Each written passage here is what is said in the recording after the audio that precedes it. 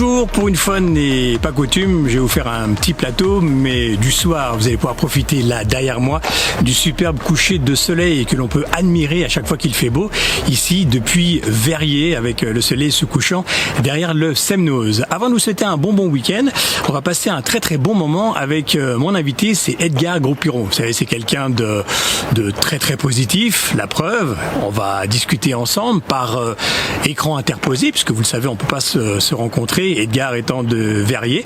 Ben voilà, on s'est dit, tiens, pourquoi pas causer un tout petit peu, pourquoi pas vous offrir de la bonne humeur et surtout du positif. Vous êtes prêts? C'est parti pour un entretien de 10 petites minutes avec notre invité, votre invité du week-end, c'est Edgar Gros-Piron. C'est parti. Edgar Gros-Piron, bonjour, comment ça va? Ouais, bonjour Pascal, bonjour à tous, ça va bien. Bon. Étonnamment. Merci de nous recevoir à la maison. Bah oui, écoute, de toute façon, il faut que ça aille bien, sinon c'est vrai qu'au niveau moral, c'est pas le top. En tous les cas, l'avantage, le fait d'être tous et toutes confinés à la maison, c'est que, au moins quand on appelle quelqu'un, on est sûr qu'il est à la maison, tu vois. Ouais, c'est sûr.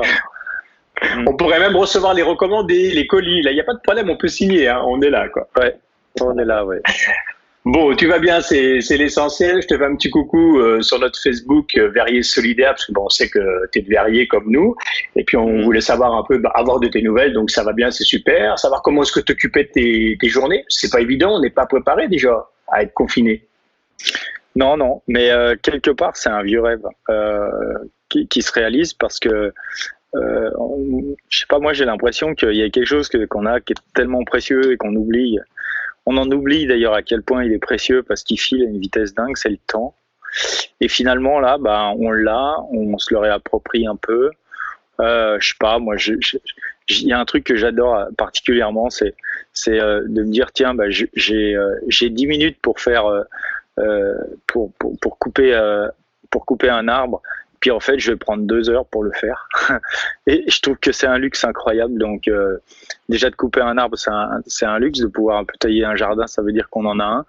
Mais c'est un luxe de pouvoir prendre le temps de faire les choses, de le faire bien, de savourer le fait de le faire. Et combien de fois je me suis dépêché à vouloir tondre un bout de jardin, à vouloir tailler une haie, à vouloir repeindre ou poncer une table. Combien de fois je me suis dit j'ai pas le temps. Et là, j'ai le temps de le faire et j'ai même largement le temps de le faire. C'est donc un luxe que je savoure à sa juste mesure.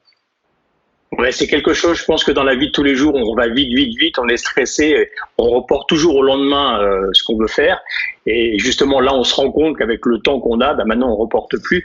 Et je sais pas si c'est ton avis, parce que comme tu as un avis assez positif par rapport à ce que tu montres aux gens, par rapport à tes conférences, etc., c'est que on se dit que le temps, c'est quelque chose de précieux. Et je pense que c'est un mal pour un bien. Et à mon avis, on aura un autre comportement, je pense, après le confinement. Ouais, de pouvoir se réapproprier cette valeur temps, je trouve que c'est un luxe rare qui nous est offert et qui n'aurait pas eu lieu sans ce confinement. Et là encore, je mesure le luxe par rapport à la situation. Il y a les personnels soignants, il y a les gens qui travaillent, il y a les gens qui circulent pour nous livrer ou pouvoir acheminer des biens et des marchandises qui eux ne sont pas dans ce luxe-là et c'est pour ça que je veux pas culpabiliser ni être culpabilisé ni être culpabilisant parce que il s'agit pas de ça mais voilà, je savoure d'autant plus cette chance et ce luxe que tout le monde ne peut pas en profiter de la même manière et donc voilà, c'est aussi pour dire que je pense aussi aux gens qui ont pas cette chance là et qui s'emploient au quotidien à sauver des vies et à nous sortir de ce pétrin sanitaire dans lequel on est embourbé. Donc, on sait que tu as un mental de sportif. Bon, j'imagine que ce mental-là, tu dois puiser dedans au quotidien. Ben non, en fait, je pense pas, parce que d'abord, moi, je trouve ça assez abstrait, la notion de mental de sportif. Enfin, c'est valable quand tu es sportif à la limite, mais c'est valable dans des situations de compétition. Donc, elles sont quand même assez rares hein, dans la vie. Puis moi, c'était il y a longtemps.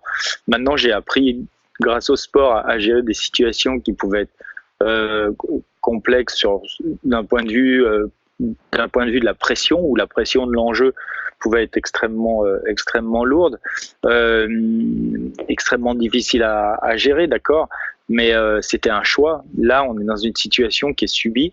On n'a pas choisi, enfin, moi, j'ai pas choisi d'être dans cette situation, c'est-à-dire confiné, et donc voilà, c'est quelque chose à respecter. C'est une règle du jeu qu'on s'impose et qui est nécessaire de s'imposer évidemment, enfin, qui est incontournable. Et donc, je saurais pas dire si le mental du sportif m'aide actuellement, parce que voilà, d'une part, comme je disais, c'est assez abstrait, puis d'autre part, on est dans c'est un autre contexte, c'est une autre approche. Du coup, j'ai mes hauts et mes bas, j'ai mes humeurs. Je suis pas seul, ma femme est là et parfois je la fais souffrir avec mes humeurs. On a 2 enfants, des petits enfants, hein, 2 mois et 2 ans et demi, donc c'est aussi énormément c'est du boulot, hein, c'est du boulot, donc voilà, il y a aussi des hauts et des bas par rapport à ça. On aimerait avoir là encore, je reviens à cette notion de temps.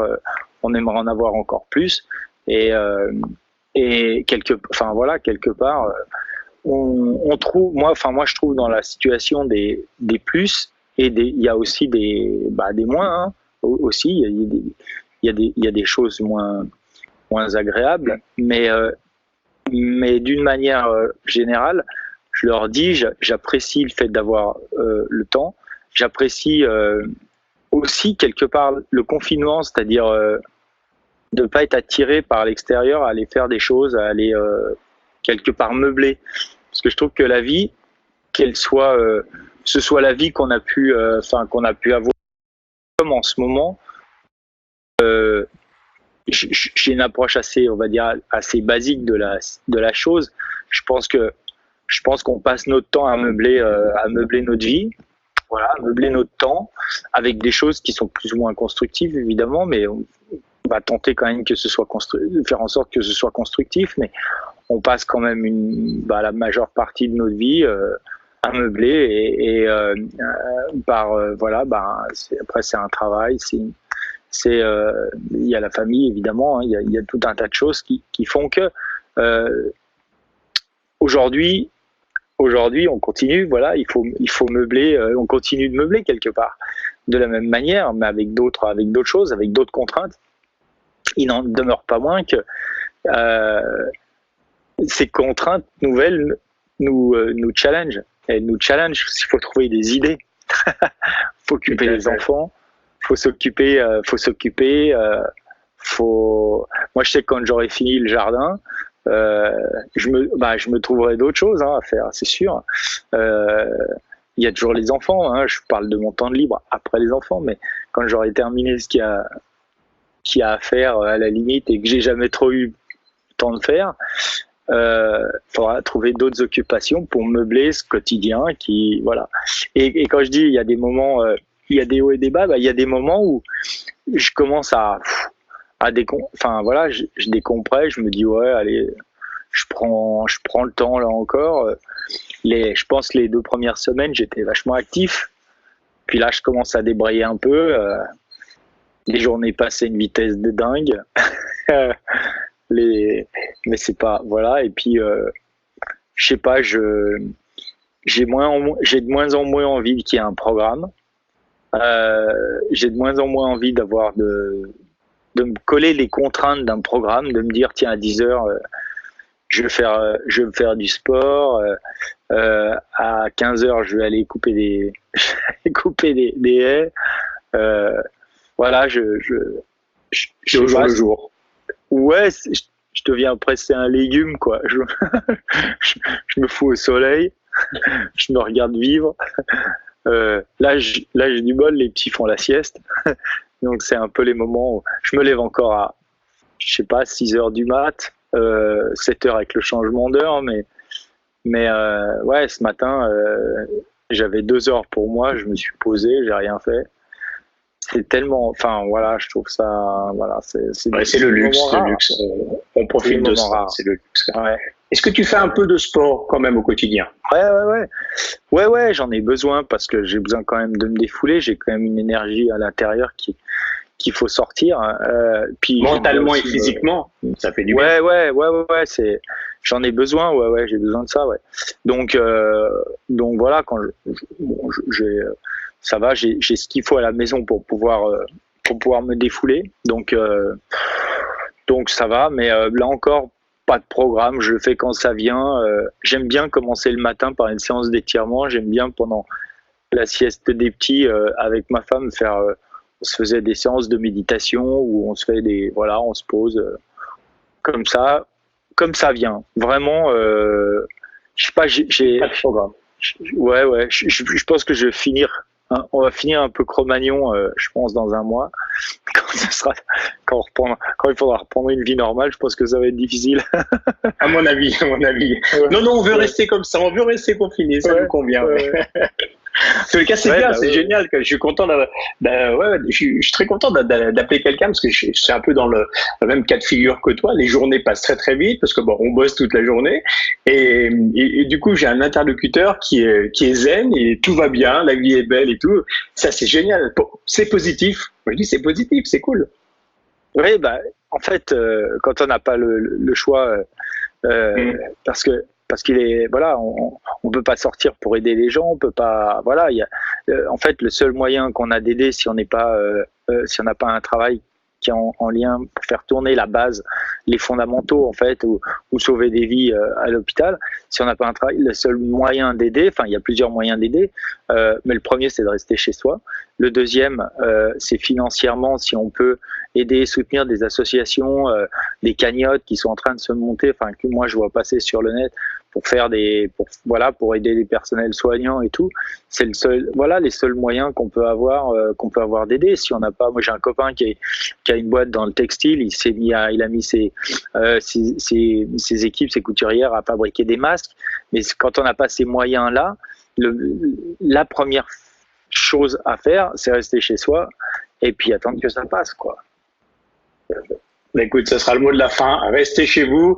Vous pouvez que rendre service. C'est comme ça qu'on peut arrêter ce satané virus. Edgar, ça m'a fait plaisir de t'avoir aujourd'hui. La positive attitude, on va appeler ça comme ça. Là, ça devient zen. Les enfants. Là, c'est zen. La zen attitude. On entame la 3e semaine. Et puis, au plaisir de se voir en vrai. À Verrier, ça serait bien. Un jour, on ne sait pas quand, c'est ça qui est bien. On ne sait pas quand, on verra. Et ça reste le hasard en tous les cas. Bel après-midi à toi, un grand merci. Merci, salut. Voilà, j'espère que vous avez apprécié ce fort moment avec Edgar. C'est promis, il y aura d'autres invités. N'hésitez pas à liker sur la page Facebook, à nous donner également des commentaires, vos commentaires.